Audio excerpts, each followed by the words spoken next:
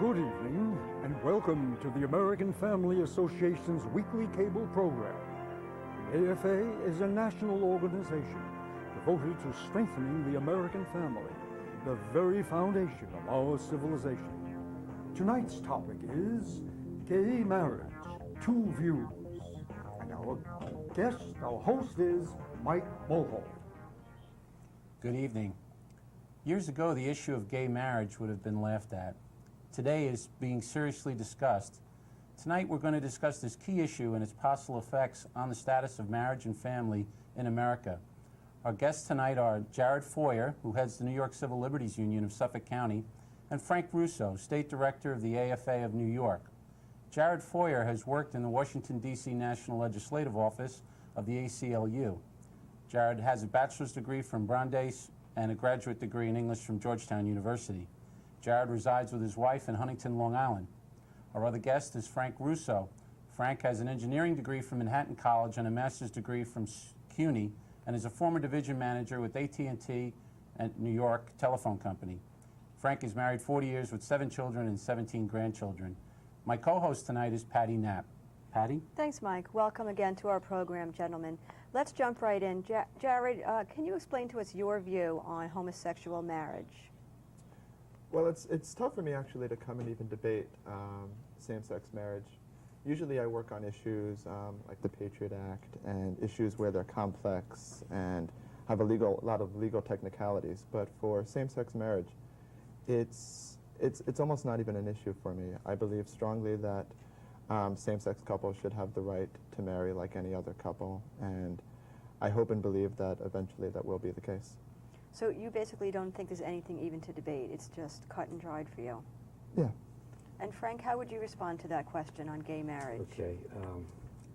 Marriage for eons, as far back as we can remember, has been recognized by society and given special privileges, special rights and benefits to the married couple for one reason and one reason only, as best I can ascertain. And that was because of the role that marriage plays in the procreation and education of children. That function is so critical to the continuation of society that society recognizes this and wants to help couples in the performance of that function of continuing the human race, procreation and education. I think there are numerous arguments against gay marriage. Besides that sociological argument, there's an economic argument. If in fact we allow homosexuals to marry, since they cannot procreate amongst themselves, they can't be the parents of a new child, then I see no reason why we wouldn't allow two brothers or a brother and a sister or a nephew and his uncle or any two people who are in... Or even 3 people. Well, that's another point. Why limit it to 2? Any number of people who are in, quote, loving, committed relationships, even if they're non-sexual, why should they not be entitled to these benefits? Yes, they may not be helping society with the procreation education of children, but if you give it to homosexuals who can't procreate, why not give it to everybody else? And once you do that, you move up the bankruptcy date for the Social Security system, as an example, by probably about 10 years. You do enormous damage to our federal tax structure, especially the income tax structure, inheritance taxes and so forth. All these other folks would claim the same privileges and benefits that married couples proclaim, even though they're not contributing to society's interest in the procreation and education of children. So there really are other effects besides the moral effects. And then finally, there's another reason. Once you sanction this homosexual relationship, for some reason, something people don't want to talk about, certain doctors talk about it, but other than doctors, for some reason, we're not talking about the physiological risks in homosexual activity. And I know from experience and talking to parents of gays and lesbians, many times the parents of gays and lesbians don't even know what their kids are doing. They don't understand this. They don't understand that homosexual men engage in rectal sex, anal sex. This is very, very dangerous. The rectal walls, the sphincter muscles are not designed for that kind of activity. It's very, very dangerous. The rate of anal cancer, rectal cancer is much higher amongst homosexuals. Well, I believe they have a very high mortality rate. It is for a whole bunch of reasons, but just the basic activity of homosexual activity that it involves is just physiologically dangerous. It's as dangerous as smoking.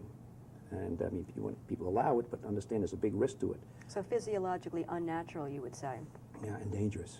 You want to jump in Yeah, here, sure. Jared? It's always interesting to me how opponents of same-sex marriage talk about the physiological details in much greater context and much more frequently than those who support it. I remember that there was a group working against what they had was gay days at Disney World, and it was this group, it might have even been from the American Family Association, who went there and videotaped it and cataloged it and had all these details. I could not believe just the fascination with it. For me, and there was a lot of points that Frank raised, probably the one that would sum everything up is the idea that marriage is something that's for procreation purposes. And of course, that's not what marriage is for, because we allow couples to marry who are past the age when they could have children. And I think what marriage actually is what I consider to be shared custody. It's two individuals who make a partnership where they agree to be each other's legal caretaker, where they have a special bond between two people, and that bond is something that they go through life with. And for that reason, you can't have 3 people or 4 people or 9 people. It's that shared bond between two individuals. And you look at any marriage, whether or not they can have children, whether or not they're between 2 people of different faiths or the same faith, 2 people of different religions, it's that they have that shared bond, that they go through life where they're each other's caretaker. And to me, that's what marriage is at its heart. Well, I just have to respond also. Go ahead, Frank. See, by its nature, homosexual unions cannot procreate. By its very nature. Yes, some heterosexual couples, because of fertility problems, health problems, age, cannot procreate. But by its nature, the design of sex has 2 purposes. It's love-giving and it's life-giving. That's how nature and nature's God designed it. And by nature, in general, homosexual activity does have the possibility of procreation. Not all the time, but generally. In homosexual activity, it never has that possibility. And so, again, I come back to why society gave special privilege. If 2 gays want to live together, that's up to them. But should society be conveying all sorts of economic and other benefits on this couple? For what reason, I ask? The only reason we give it to married couples is because marriage, in its essence, not that every couple can procreate, but by and large they do, this is the basis by which society continues itself. It's the paramount relationship. Homosexuality does not enable that to happen. And so, and again, if you have 2 people, then why not 2 brothers or a brother and a sister who are not going to engage in sex but want to have this loving, committed relationship? They're going to be responsible for each other financially, live in this, share a domicile, and so forth. And once you do that, you start opening up Pandora's box in terms of the economic cost to society, to government, and the resulting increase in taxation. Frank, well, let me just ask this question to Frank, and then Sure. you can jump in. What do you think will ultimately happen with same-sex marriage? Where do you think it's headed? Okay, in my judgment, we're right smack in the middle. I wouldn't bet too heavily either way at this point. I mean, 10 years ago, I would have answered that and said not a chance in heck that this would occur. Now, I don't know. And what's happening is there's such a breakdown in our moral culture. I mean, when you consider the heavy divorce rate amongst heterosexuals, 50%, you consider the enormity of the cohabitation situation. 2 out of 3 couples now cohabit before they marry and then break up and so forth. The fact that, and little known, that 1 in 3 adult Americans has a sexually transmitted disease. Very few people know this. From the Center for Disease Control, this information comes. 1 in 3, 1 in 2, more than 1 in 2 homosexuals have a sexually transmitted disease. Most of these diseases incurable, not necessarily life-threatening, but incurable diseases. Illegitimacy, children born with no father at home. We have a situation today, whereas in 1950, 4% of all children born, no father at home. 33% of all children born, 2003, no father at home. We're in a calamitous situation. The media, you see the filth on TV. The 9 out of 10 sex acts take place outside of marriage. Sex is treated like in a hedonistic fashion. What that means is hedonism is a philosophy that pleasure governs. Pleasure is the be-all and end-all of everything. And that is basically where a large part of American culture has, in my mind, eroded to or declined to. And so for that reason, I'm not sure that we're at a point where we are able to resist, where the stable, traditional, valued families can resist this move towards gay marriage, as idiotic as the idea seems. It's definitely a very powerful movement. I'm sure you'll agree, Jared, to legitimize it, what used to be considered deviant behavior, to, quote, tolerate everything. Now, how would you respond to that? Where do you think this will ultimately end up, say, in 10 years? Well, the issue is basically over. It's going to be another 10 or 15 years. But ultimately, I believe that society moves towards greater inclusion. We went through this debate with those of different religions who could marry, those of different races, and ultimately, if you look at the generational attitudes, I believe my generation has much higher acceptance of same-sex marriage than generations that are older than us. And it's really is, to me, an issue that is over. The reason even that I'm appearing and discussing it is that it's sad to me that for another 20, 25 years before we really get past this, there are a lot of families who are hurting, and they're hurting because of the breakdown in what one generation believes is the case and what another generation believes. And I have a number of friends who are married, and they're same-sex, 2 men and 2 women, and they're heartbroken that their parents are not part of their lives of their children. They did not attend their marriages. And to get into the matter of procreation, again, yes, some marriages, opposite-sex heterosexual marriages, you can procreate. But in other ones, if you have 2 people who are 60, there is no possibility. So do we allow it or not? And of course, with same-sex couples, they can procreate. They can adopt. They can have artificial insemination. So there are ways to have children, and they do have children, and it's something that's going on. And the 4 of us to sit here and debate, we're talking about something that affects everyone, and so it matters to me. But You feel it's inevitable? it's not only inevitable. It's the right way. Jared, you've made some excellent points, but I think when I was listening to Frank earlier, I heard him kind of really focus on one point that I've heard neither side really figure out the solution to, and that is the fact that our government's financial systems have never really prepared for that inclusion in terms of what the cost means and in terms of what it does to the system, in terms of the amount of, all of us pay our fair share of taxes. Sure. What is your thinking there in terms of offering a solution in terms of how we could even begin to absorb this cost when structurally it seems to me already we're facing enormous deficits just based on the fact that people are living longer lives and we have less people in society courtesy of abortion, smaller families, and so this is really the way I'd like to pose this is in the sense that help me in terms of trying to understand how we begin to build an intelligent consensus in terms of dealing with this problem. Mike, I should mention we've agreed to the questions beforehand. This is one of those programs where Jared and I since we're on opposite sides, we had agreed to the questions. Well, I mean, I'd be happy to answer it, but I don't quite understand the financial construct that you were building. So I think it would require a much more in-depth discussion. Well, we're at the 15-minute anyway, halfway mark through our show. We're having a discussion tonight on gay marriage, 2 views. Please stay with us for this important public service announcement. We'll be right back. Humanity has made terrible mistakes. People were treated as less than human, even killed, because they were a different skin color, because they were a different faith, because they were unplanned, unknown, and helpless. But over time, we are slowly learning that we are all God's children, created in His image, and to disregard the value of human life, whether through hate or indifference, is wrong. That all human creation, regardless of race, religion, abilities, or stage of human life, has an inalienable right to life, liberty, and the pursuit of happiness, a right to love and be loved. As Americans, let's cherish the sanctity of life, because we know how it feels when others treat us as less than human.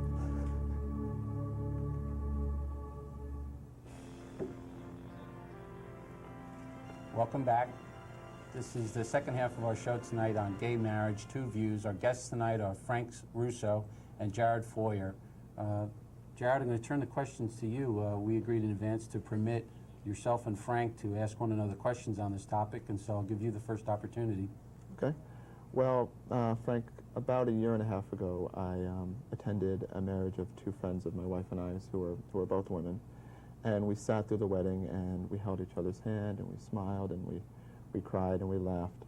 And a year and a half from that point, I can't see any discernible damage in my marriage. a assertion that's often made is that same-sex marriage will lead to the undermining of traditional marriages. My wife and I have a traditional marriage. What is the measurable harm that has come from that same-sex marriage to my wife and I?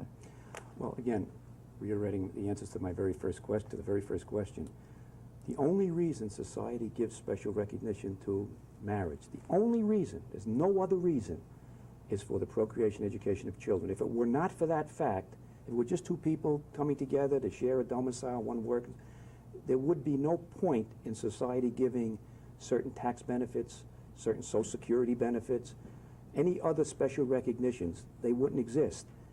The reason that society does it is because of the important role that marriage plays in the procreation education of children. The fact that old folks at age 60 or 70 cannot procreate, that's not against the nature.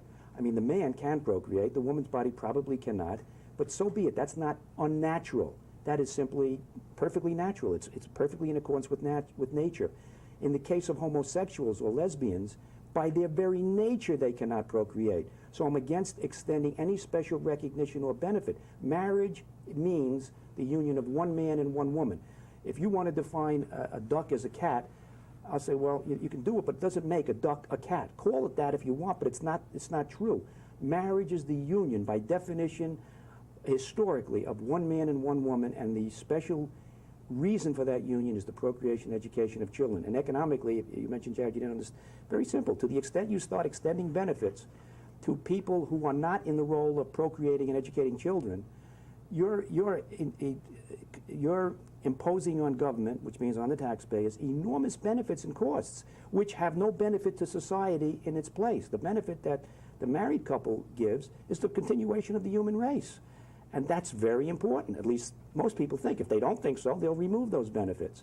But the harm done then is you're condoning behavior that is physiologically dangerous, that is going to cost us a lot because it's the beginning of a slippery slope of recognizing a lot of other relationships that are not making that procreative contribution to society, and it's simply anti the sociological history of it. Okay, so we've ascertained then that a same-sex marriage does not directly impact a heterosexual marriage, that two people getting married don't make my wife and I decide we don't want to be with each other anymore.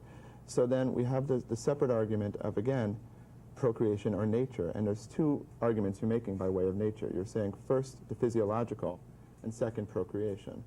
Well, with same-sex couples, there are same-sex couples who have who are able to procreate, and you have opposite sex. Well, they are, because they can actually reproduce. They can have a child through From day one, the child won't have both natural parents. Yeah, they won't have both natural parents. But they can have a child that's at least biological to one of them. While you have but while you have two people over 60, they can't. It's completely beyond the realm of possibility for them.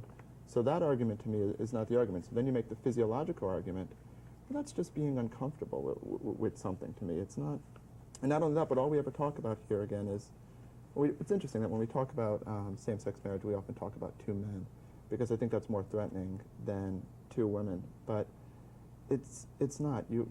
I understand that it's uncomfortable for a lot of people, but it's really, it's going to be okay.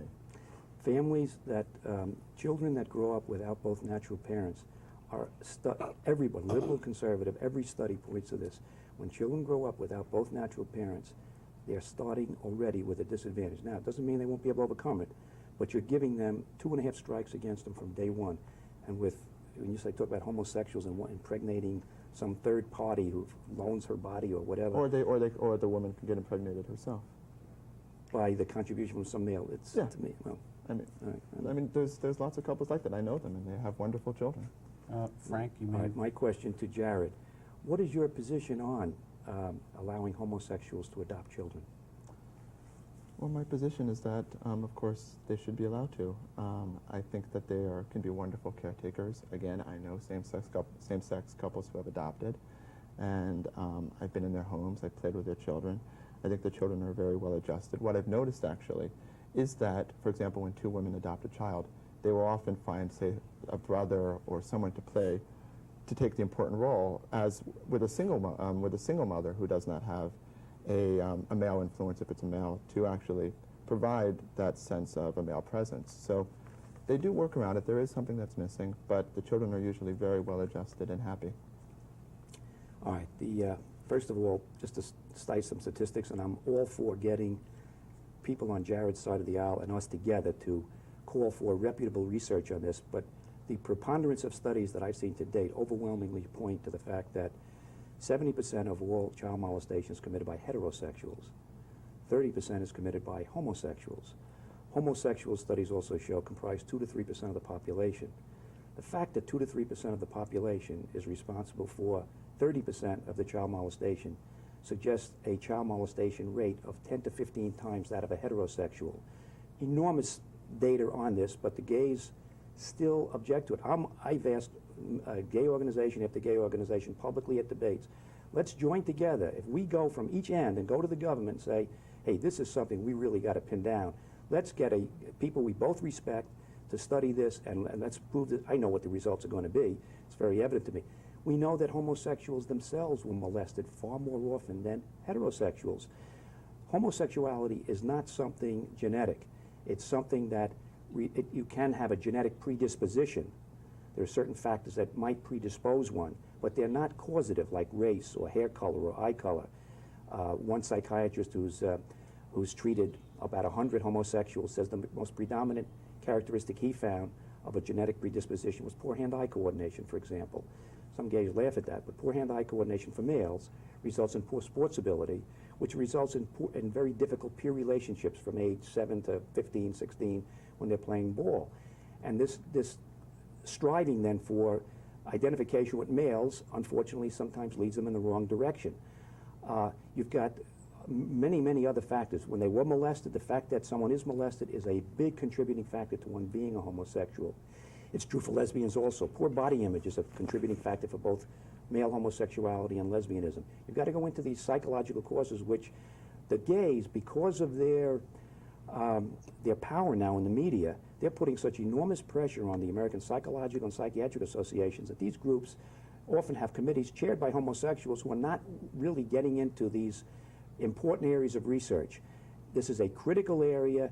We've really got to spend a lot more time on it. I think adoption by homosexuals is a very dangerous thing. So then if I hear you right, Frank, then really this discussion is moving towards where do you think, what is the cause of homosexuality, and whether or not you're one of the people, both you and Jared, whether you really believe then that it's potentially genetic, as you mentioned, a potential predisposition, or your environment, or simply a choice. Jared, how would you respond?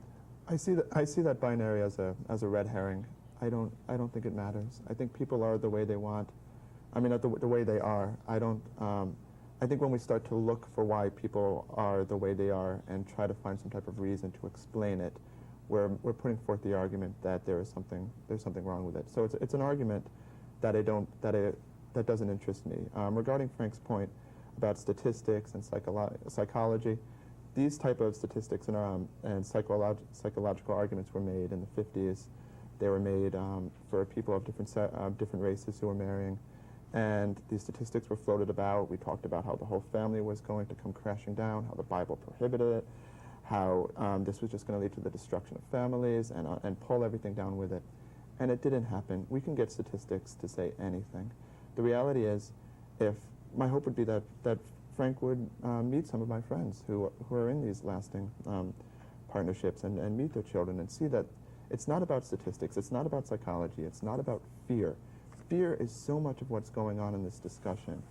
And if we could just see that we're talking about real people and real relationships, and if we could invite them in and allow them to be part of society, they already are there. We need to make life welcoming for them. Then I think we would move forward. Maybe trying to find out what some of the underlying causes are is in compassion for them and understanding that there's a great potential for a number of them to change. Frank, maybe you're... Well, and I must say, my best friend of 20 years, from 1964 to 1984, was a homosexual. Mm-hmm. I knew he had effeminate ways, he was poor at sports, he was godfather of my first child. I never knew he was homosexual until he contracted AIDS in 1983. He was one of the first 5,000 to die in July of 1984. That's I guess, it's a very sad thing. It's not that we want to love homosexuals, but if in fact, and increasingly numbers of homosexuals recognize they're not happy with their same-sex attraction disorder, they want to go for therapy, Dr. Spitzer, who was one of the original members in the American Psychiatric Association in '73, to remove it from the Statistical Manual of Disorders. He's now doing an about face.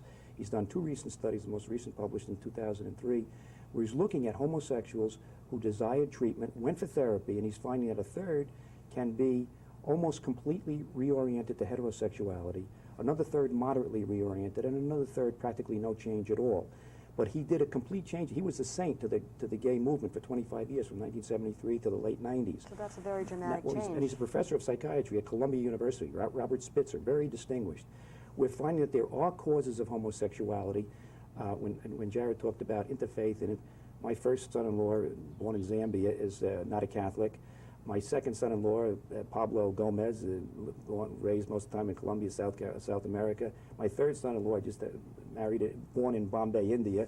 I have three sons who married 3 girls from Boston, Virginia, and Milwaukee. So I mean, I've got all interfaith, interfaith, and interracial. That's still man and woman. There's nothing in the Bible against interracial or interfaith marriages. I really don't know what Jared's talking about. Marriage has always been between a man and a woman. It's obvious to me, and to go against that is the problem I see is that you're giving benefits. You're sanctioning something that many people don't approve of, and that has no basis in its contributions to society. Frank, we're almost at the end of our show, and I want to thank Jared Foyer for appearing on the show this evening. I would like to mention, though, that we did invite homosexual leader David Kilnick of Long Island Gay and Lesbian Youth Organization to appear. He initially accepted, but then inexplicably he bowed out. Frank, would you like to? Well, just briefly, and I do thank Jared. I think it's great for him and the Civil Liberties Union. David Kilnick, leader in the Long Island Gay and Lesbian Youth, tried to take over my program at the Port Washington Library 10 years ago. The police had to escort him out. He was saying, you want to hear what a gay man has to say? Listen to what I have to say. And responding to that, I invited him on the program. He accepted. I called him twice, emailed him twice, faxed him. He never followed up after that, and for some reason he bowed out. I'm very grateful to Jared for showing up and arguing the different viewpoint. Yes. We are at the end of our show. In 10 seconds or less, Jared, if there's anything you'd like to share. Again, one of the best athletes I know is a gay man. So again, let's just move forward, I think. Thank you. Fair enough. We want to thank you again for tuning in tonight. Our guests were both Frank Russo and Jared Foyer of the New York American Civil Liberties Union. Our show tonight was on gay marriage and the 2 views we presented. We thank you again for tuning in and look forward to seeing you again the same time, same channel next week. Thank you and good night.